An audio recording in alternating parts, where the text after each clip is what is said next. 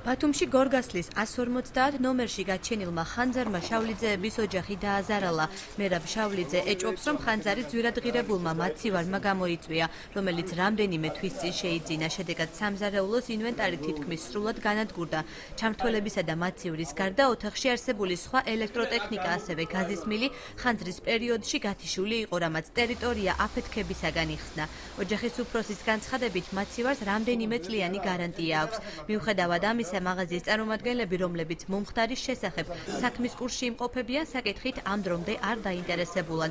მაცნეს გადამღები ჯგუფი აღნიშნული კომპანიის წარმომადგენლებს გაესაუბრა, თუმცა ისინი სატელევიზიო კომენტარისაგან თავს იკავებენ და დაზარალებულებს ექსპერტიზის შედეგებამდე ლოდინს ურჩევენ. აბსოლუტურად ყველაფერი გაფუჭდა, რაც ოჯახში მქონდა. ამასთან ერთად მინდა რომ აღვნიშნო, რომ მაცივარი დაიწვა, ეს